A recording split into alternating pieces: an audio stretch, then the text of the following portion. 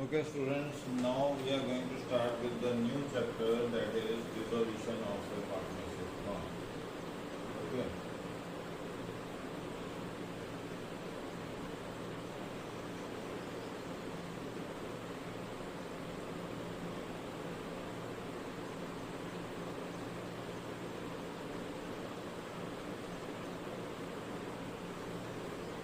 This is the new chapter.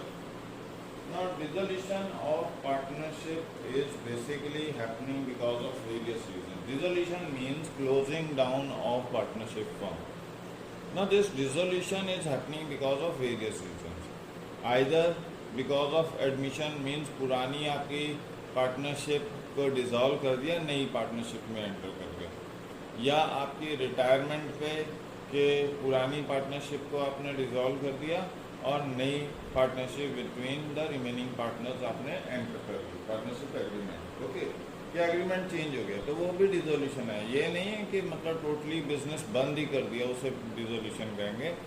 Dissolution का मतलब है कि आपने जो पुराना बिजनेस चल रहा था पुराने पार्टनर्स के बीच में, अगर कोई नया पार्टनर आ गया तो नए सिस्टम से आप रिकॉन्स्टिट्यूट करोगे पार्टनरशिप को। ओके, तो उसमें जो पुरानी पार्टनरशिप थी वो डिसॉल्व हो गई और नई पार्टनरशिप को आपने रीस्टैब्लिश किया।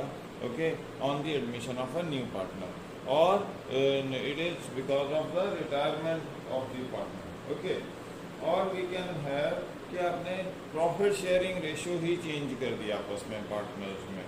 ओके, पहले 1:1 थी, अब 2:1 हो गई या 1:2 हो गई, जैसे भी उनकी प्रोपोर्शन चेंज हो गई।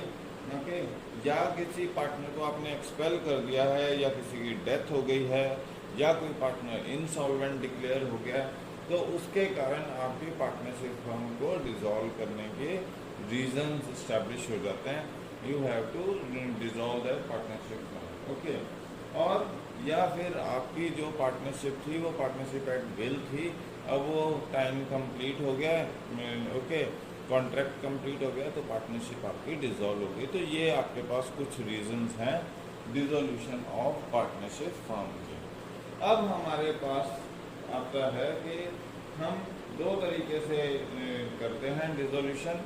एक तो dissolution with the intervention of court है, और दूसरा है विदाउट इंटरवेंशन ऑफ कोर्ट, मतलब बिना कोर्ट में गए एक तो डिसोल्यूशन है, और एक डिसोल्यूशन है कि that you are going to a court and from there you are getting the decisions for dissolving the partnership firm. Okay, now first is without intervention of the court. Okay, कि court interfere नहीं कर रहा है आपके काम में and your partnership firm is getting dissolve. So what is that? First one is your by mutual agreement. Under section 40 आप mutual agreement से पार्टनरशिप फर्म को डिसॉल्व कर सकते हो, that all the partners have agreed, okay we are now no more carrying on this partnership firm for further. Okay, so let's dissolve this, let's end up this partnership agreement. So that is the first way of dissolution. Okay, another way of dissolution is under section 41, that is compulsory dissolution. Okay, ये जो 41-40 section है ये partnership act 1932 के कारण है। तो अगला है आपके पास compulsory dissolution of the firm है, कि कंपल्सरी डिसोल्यूशन ऑफ फर्म कब होता है? When all the partners except one has become insolvent, मतलब जो रिमेनिंग पार्टनर्स हैं एक पार्टनर को छोड़ के बाकी जितने पार्टनर्स हैं वो इंसॉल्वेंट हो गए हैं, या आपका बिजनेस अनलॉफुल हो गया तो भी आप इसको पार्टनरशिप को डिसॉल्व कर दोगे अंडर सेक्शन 41। ये कंपल्सरी डिसोल्यूशन का है। फिर इसके बाद एक और सेक्शन है, वो है section 42 on the happening of certain events. Certain event मतलब या तो डेथ ऑफ ए पार्टनर हो गया, या कोई इंसॉल्वेंट हो गया, एक सिंगल पार्टनर इंसॉल्वेंट हो गया। पिछले में क्या किया था हमने कि all but one partner is declared as insolvent, मतलब बाकी सारे इंसॉल्वेंट डिक्लेयर हो गए थे एक को छोड़ के। ओके, या फिर आपका ऑब्जेक्ट कंप्लीट हो गया जिसके लिए आपने पार्टनरशिप इस्टेब्लिश की थी, वो कंप्लीट हो गया, now partnership will come to an end. और expiry of the period for which, या आपने किसी पर्टिकुलर टाइम पीरियड के लिए पार्टनरशिप फर्म इस्टेब्लिश की थी, वो पीरियड आपका कंप्लीट हो गया है, तो भी आपकी partnership will come to an end that is the another reason. Okay, तो ये आपके पास रीजंस दिए हुए हैं।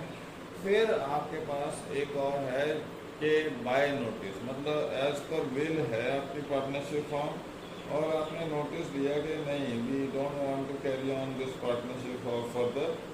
ओके, तो एज पर सेक्शन 43 आप पार्टनरशिप को डिसॉल्व कर देते हो। तो ये आपके पास कुछ वेज हैं, without going to court you can dissolve your partnership firm, okay, or partnership will come to an end. Fine. Then there are certain reasons why you have to approach the court and get the partnership dissolved, get the orders from the court to dissolve a partnership firm. Okay, तो वो क्या क्या है, वो section 44 of partnership act 1932 कहता है कि when the partners have become unsound, एक पार्टनर अनसाउंड हो गया, बाकी पार्टनर्स अभी साउंड हैं, ओके, इसलिए कोर्ट जाना जरूरी रहता है। या a partner except partner who has filed a case is permanently incapable of performing the duties of the partnership firm, वो इनकैपेबल हो गया तो भी partnership will come to an end. Okay, a partner except one who has filed the case is found of misconduct or guilty. Okay, तो guilty है किसी misconduct का, तो इसके लिए भी तो इस तरीके से there are many ways where the partner is declared illegal or insolvent or incapable or unsound, or the firm is carrying on business on losses, so उसे बंद करने के अलावा आपके पास कोई और ऑप्शन नहीं बचती है। Okay, so or some other such reason where the court is satisfied and justified that this business should be closed, तो वो आपके पास क्या है, कोर्ट में आप जाके केस फाइल कर सकते हो, इंसॉल्वेंसी अपनी डिक्लेयर कर सकते हो या इनकैपेसिटी शो कर सकते हो कोर्ट में that you can't run this partnership firm in A profitable way. In this present scenario it should be dissolved and a new structure should be allowed to be created. So ये जो section 44 के अंदर है, आप court से जाके orders लेकर आते हो for dissolution of partnership firm. Okay, अब पार्टनरशिप फर्म में जब सेटलमेंट ऑफ अकाउंट्स करते हैं तो हम सबसे पहले क्या करते हैं, हम सबसे पहले जो पैसा है कहाँ से देते हैं, सबसे पहले पैसा देते हैं हम अपने प्रॉफिट्स में से। ओके, जो भी डेफिशिएंसी वगैरह है वो कहाँ से देते हैं, प्रॉफिट्स में से देते हैं, फिर बाद में हम कैपिटल में से देते हैं।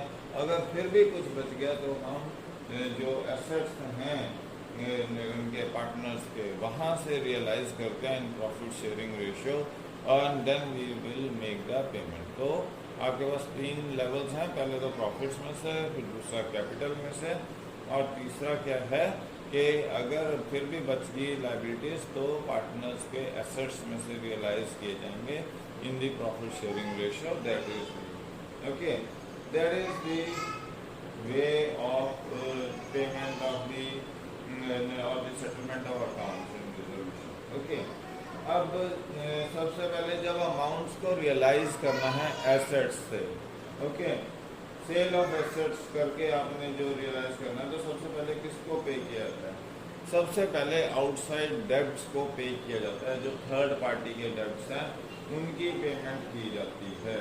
ओके, जो रिमेनिंग रह गया वो लोन्स जो पार्टनर्स ने दिया हुआ है वो पे ऑफ हो जाएगा, फिर आपका जो बाकी पैसा बच जाएगा वो कैपिटल अकाउंट को ट्रांसफर कर दिया जाएगा। Okay, will be returned, and then if something is left the profit will be shared among the partner in their profit sharing ratio। तो 3 लेवल्स हैं, पहला आप आउटसाइडर्स डेब्ट को पे करोगे, दूसरा आप क्या करोगे, क्या कहते हैं, पार्टनर्स के लोन जो उन्होंने दिए हुए हैं उसको पे ऑफ कर दोगे। ओके, और तीसरा क्या है that you will transfer the amount to partner's capital account, and fourth is that the amount will be divided, if there is some profit, the amount will be divided amongst the partners in their profit sharing ratio. That is the another important. अब यहाँ पे हमारे पास एक और terminology वो use कर रहे हैं, प्राइवेट डेब्ट एंड फर्म्स डेब्ट. ओके, फर्म्स डेब्ट है जो मीन्स द फर्म ओज टू द आउटसाइडर्स. ओके, जो फर्म आउटसाइडर्स को ओ कर रही है उस डेब्ट को क्या कहेंगे, फर्म्स डेब्ट कहेंगे. और प्राइवेट जो डेब्ट है, where a partner in his own personal capacity is owing to the outsiders, that is a private debt. मतलब पार्टनर को किसी थर्ड पार्टी को पे करना है तो वो आपका प्राइवेट डेब्ट हो गया. तो वो पार्टनर का पर्सनल कैपेसिटी में जो डेब्ट है उसे प्राइवेट डेब्ट कहेंगे. और जो हमारे पास फर्म ने थर्ड पार्टीज को पे करना है उसे हम क्या कहेंगे, फर्म्स डेब्ट कहेंगे. ओके, अब यहाँ क्या है कि सबसे पहले जब भी हम एसेट्स को रियलाइज करते हैं तो हम फर्म के डेब्ट को पे ऑफ करते हैं, and if there is something left then it is distributed amongst the partners to pay off their debts. Fine. तो सबसे पहले एसेट्स जब बेचे जाते हैं वो किसको लिए यूज किया जाता है, फर्म के डेब्ट्स को पे ऑफ करने के लिए. और अगर आपको प्राइवेट डेब्ट्स हैं, किसी प्राइवेट इंडिविजुअल के एसेट्स को आप रियलाइज कर रहे हो, तो सबसे पहले वो अपने प्राइवेट डेब्ट पे करेगा, फिर कोई और डेब्ट्स को यूज मतलब फर्म के डेब्ट्स को.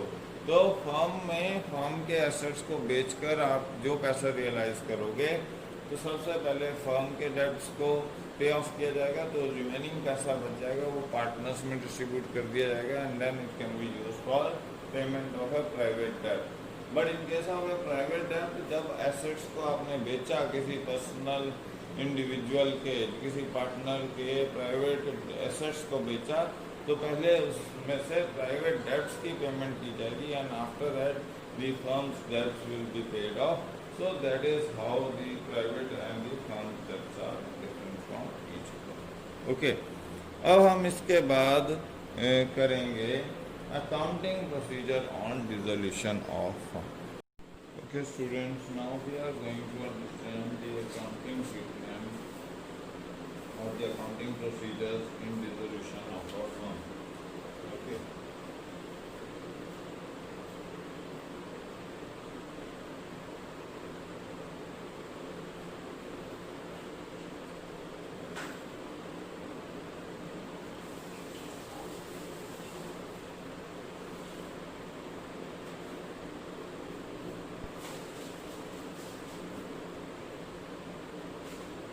So what are the procedures which are being followed in dissolution? First of all, we go for realization.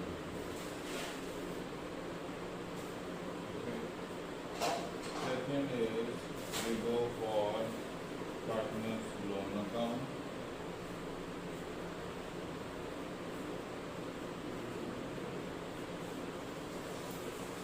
Third is partners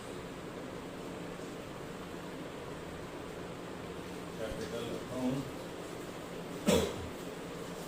and fourth one is cash or bank. तो ये चार हमारे पास stages हैं जिससे हम निकलते हैं while dissolution of a firm. सबसे पहले हम रियलाइजेशन अकाउंट बनाते हैं. दूसरा एस्पेक्ट है कि हम पार्टनर लोन अकाउंट बनाते हैं.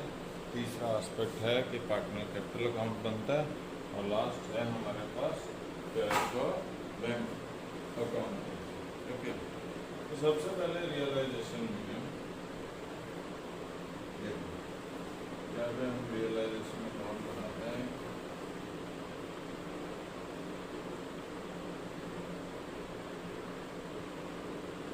सबसे पहले जो एसेट्स हैं वो ट्रांसफर कर दिए जाते हैं.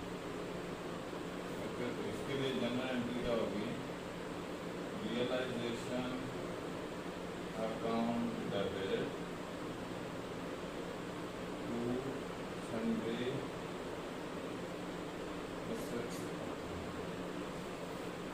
है जी। तो सबसे पहला काम तो ये है कि हम अपने एसेट्स को ट्रांसफर कर देते हैं। ओके, अगर आपके पास कोई प्रोविजन है, फाइन, तो प्रोविजन को भी, provision for bad debts, debtors के ऊपर कुछ है, उसको भी हम ट्रांसफर कर देते हैं रियलाइजेशन अकाउंट। ठीक है, तो हम क्या कर देंगे, बाय प्रोविजन फॉर बैड, ठीक है, ये हमारे पास है। फिर तीसरी एस्पेक्ट क्या है हमारे पास, मान लीजिए हमारे पास कोई लॉस है, डेफर्ड रेवेन्यू है, तो हम क्या करेंगे, partners' capital account debit to profit and loss account to deferred revenue expenditure. इस रेशो में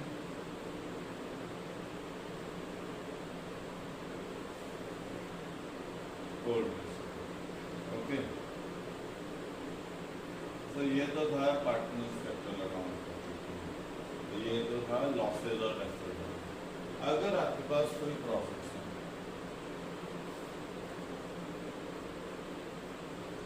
कोई जनरल रिजर्व है,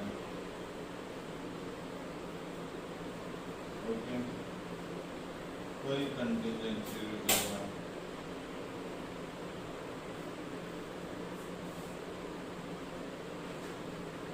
तो ये किसमें बांट देंगे, पार्टनर्स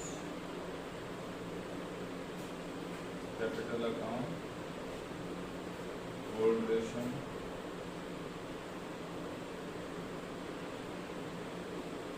ओल्ड पार्टनर्स में, ओल्ड रेशियो में ये सारे बांट देंगे। ठीक है, इवन यहाँ पे हमारे पास वर्कमैन कंपनसेशन रिजर्व। ओके, तो WCR में जो क्लेम वगैरह होंगे वो अलग तरीके से ट्रीट होंगे, अदरवाइज ये इस तरीके से किया जाता है। अब अगर हमारे पास इन्वेस्टमेंट फ्लक्चुएशन फंड है, या हमारे पास प्रोविजन फॉर डेप्रिसिएशन है, या हमारे पास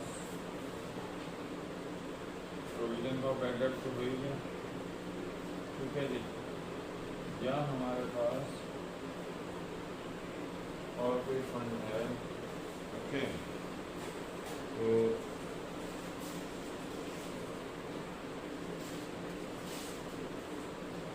मशीनरी रिप्लेसमेंट फंड,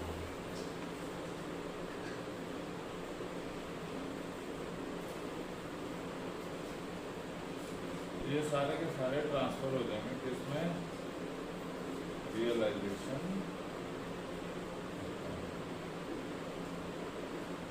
क्योंकि ये पर्टिकुलर एसेट के साथ लिंक अप है, तो ये उसमें रियलाइजेशन में ट्रांसफर हो जाएंगे। अभी आप लिख देंगे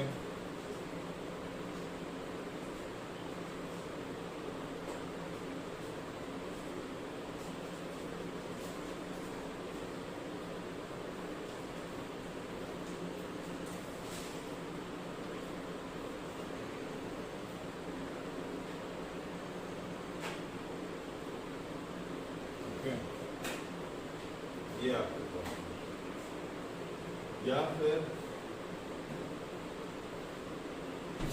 हमारे पास एक और है लायबिलिटीज।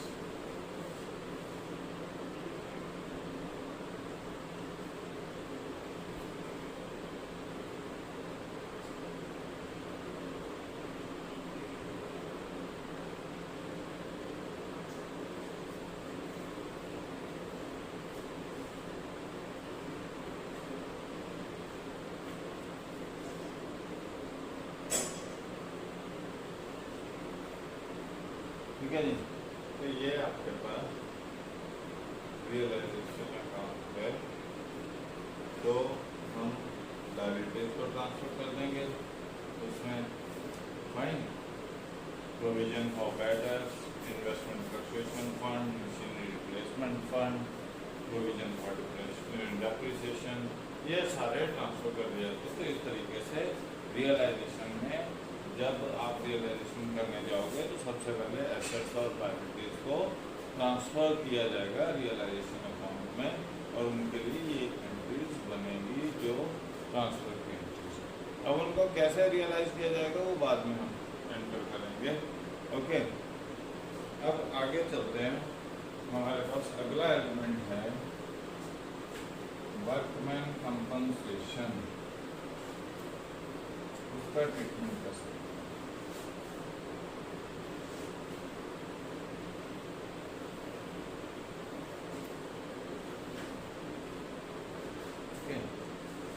ये तो हमारे पास था। अब हम आ रहे हैं कि वर्कमैन कंपनसेशन जो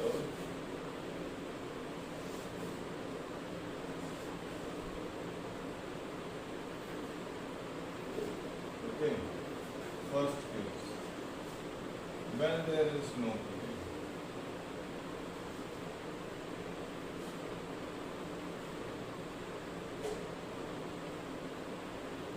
ठीक है जी।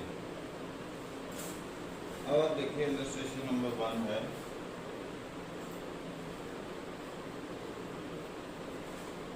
क्लेम नहीं है हमारे पास कोई, वर्कमैन कंपनसेशन है, WCR इज 1,50,000। ओके, और क्लेम नहीं है तो क्या करेंगे, ओल्ड पार्टनर्स में बांध देंगे। ओल्ड पार्टनर्स हैं इसमें लावण्या एंड प्रिया। किस रेशो में? 2:1।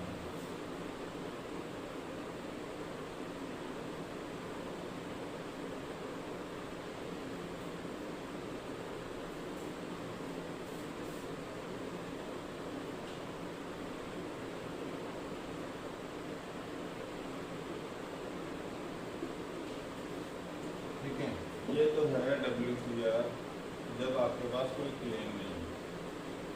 सेकेंड केस आ जाओ, when there is a claim of 90,000।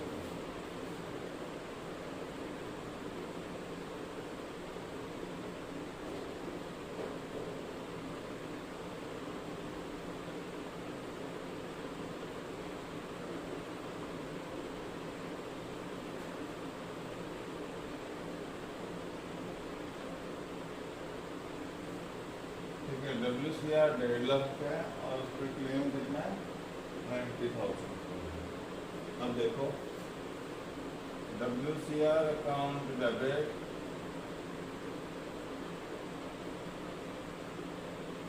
Claim on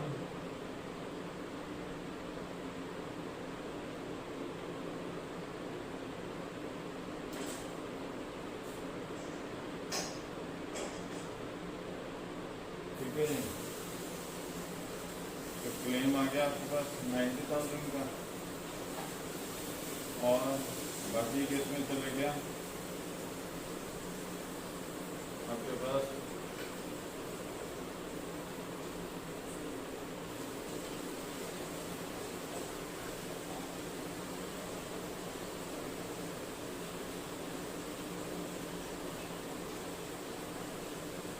claim है। तो हम क्लेम नहीं लिखेंगे, यहाँ पे क्या लिखेंगे? To realisation. ठीक है, रियलाइजेशन में चलेगा टू ओल्ड पार्टनर, मतलब एल्स कैपिटल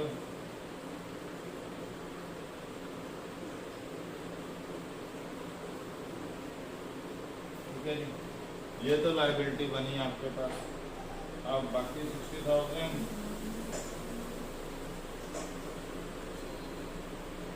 ठीक है, और ये क्लेम रिकवर हो गया है आपका, तो मतलब पेमेंट कर दिया।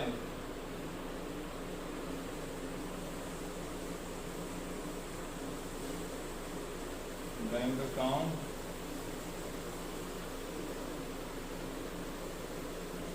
बैंक। ओके जी, तो ये आपके पास आ जाएगा कि वर्कमैन कंपनसेशन पे क्लेम आपका 90,000 का बना, तो वो 90,000 का जो WCR था वो कहाँ ट्रांसफर हो जाएगा, रियलाइजेशन अकाउंट। ठीक है जी, तो वहाँ पे लिख देंगे हम बाय WCR 90,000, फिर वो क्लेम रिकवर हो गया वर्कमैन कंपनसेशन रिजर्व में से, तो हमने एंट्री कर दी रियलाइजेशन टू बैंक, मतलब हमने पेमेंट कर दिया एम्प्लॉयज़ को, और बाकी जो बचा वो ओल्ड पार्टनर्स में ओल्ड रेशो में डिस्ट्रीब्यूट। अब आ जाओ next case, when WCR stood at 1,50,000 and the liability is 1,50,000। Okay, तो if liability is equal to reserve,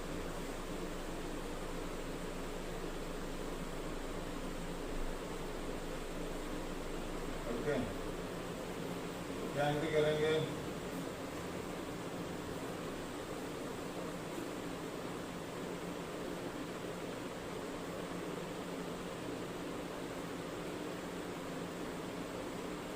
okay, कितना है,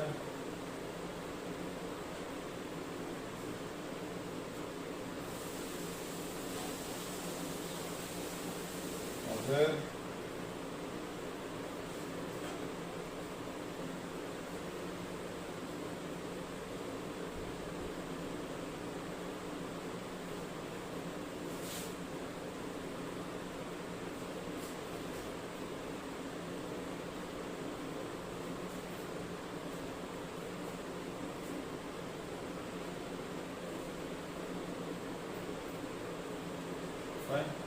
तो ये आपके पास क्लेम था और क्लेम की पेमेंट हो गई, तो ये आपके पास थर्ड केस बन गया जिसमें आपके पास वर्कमैन कंपनसेशन था 1.5 लाख का, ओके, और उसके ऊपर क्लेम बना कितने का, 1.5 लाख रुपए का।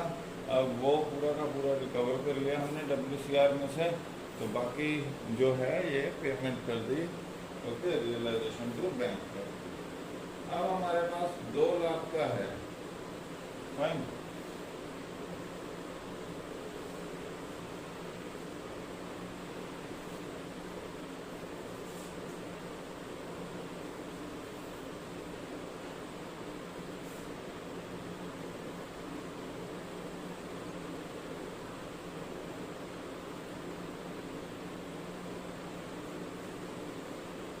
अब वो क्या कर रहे हैं कि WCR आपके पास कितना है, 1.5 लाख का, और liability in respect of it was ascertain at 2 lakh, okay, if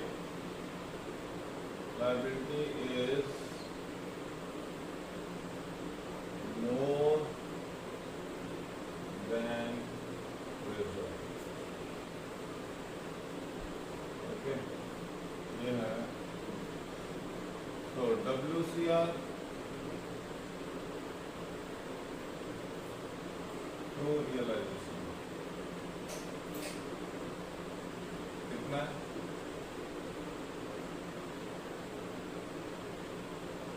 okay, और अब क्योंकि उसका रियलाइज 2 लाख हो रहा है, क्लेम 2 लाख का था,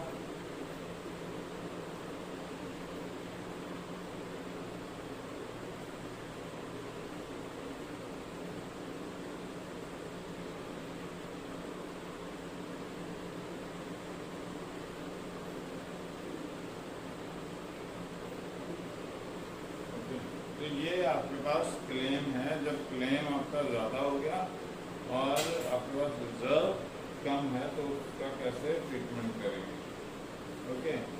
अब वो कह रहा है कि वर्कमैन कंपनसेशन रिजर्व कुछ नहीं है, fine, and the firm had to pay 40,000 as compensation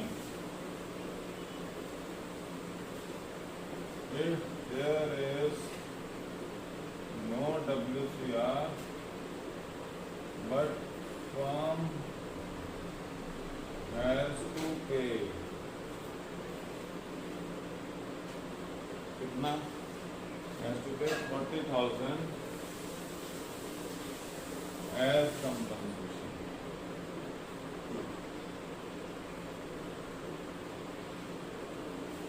हमारे को लॉस हो गया इसमें सीधा रियलाइजेशन टू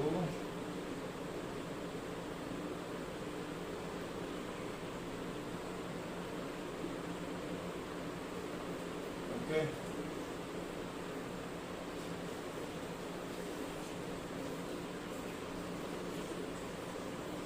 तो ये आपके पास अगर क्लेम उसका 40,000 का है और उसके पास रिजर्व कुछ नहीं है तो रियलाइजेशन टू बैंक की एंट्री कर देंगे, क्लेम की पेमेंट कर देंगे। और उधर था पहले कि रिजर्व आपके पास 1,50,000 का था और आपका क्लेम बन रहा था 2 लाख रुपए का, तो आपने एंट्री कर दी WCR की 1,50,000 to realisation account and then realisation to bank, claim payment कर दिया। तो इस तरीके से आपने WCR की एंट्रीज की हैं। ओके।